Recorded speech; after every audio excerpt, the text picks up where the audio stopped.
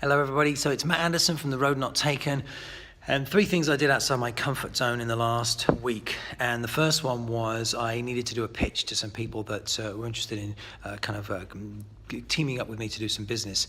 And firstly let me say, this is uncomfortable for me to make these videos, and I'm doing it on purpose because we all need to get outside our comfort zone way more than we probably already do.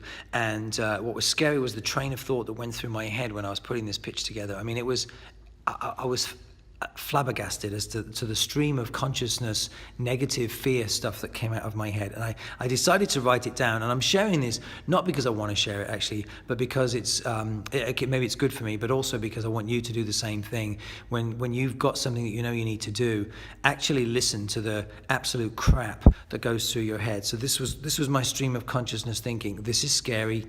Can I trust them? This is too hard. I don't belong. This is too much work. This will be a lot of time. It's too complicated. It's stressful. I don't know how to do this. What would happen if I really succeeded? I should be home with my family. It was a public holiday, a bank holiday that day. I don't need to rock the boat. Can I trust them? I mean, absolutely astonishing, absolutely astonishing. And only at that point then did my brain start to kick in with some positives. So I know this I am not alone. I know this is something that probably all of us experience, perhaps even more than we care to admit, but a really well worth exercise. Second thing I did outside my comfort zone was equally awkward and difficult to talk about, and that was my story, the story that I've said to myself too many times in the past that's got in my way, my limiting story. We've all got one. Essentially what you do is you ask yourself the question, why aren't I where I want to be in my life right now?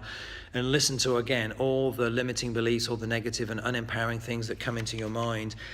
And I don't need, it's not necessary for me to read through it, but the exercise itself, again, is really, really, really important. And then the follow-up action to it is to actually ask yourself, what's this going to cost me if I continue to believe this?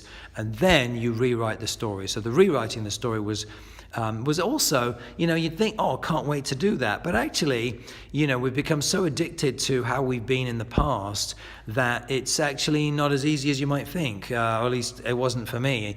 So that was another really useful thing that, of course, I'd recommend you do the same, is write your story, write the 2.0 story of who you want to be moving forward. And then the third action, was that was out of my comfort zone, was I launched my first mastermind group. And I don't know, I mean, it's certainly, I was on edge, that's for sure, because I hadn't done it before. And the ironic thing is afterwards I felt unbelievably confident because I realized, oh, I'm good at this and this is a perfect fit for me. But the point is you still got to get started and do it, and you never know, right? So that was the third thing for me. So that too is a brand new project that you might be contemplating, and all you can do is do it. You just got to do it and get that first one out the way, and then of course you can grow from there. So those are my 3 things this week. Look forward to sharing my next 3 things next week. Do the same, please. That's the only reason I'm doing this. It's not because it's fun. Bye.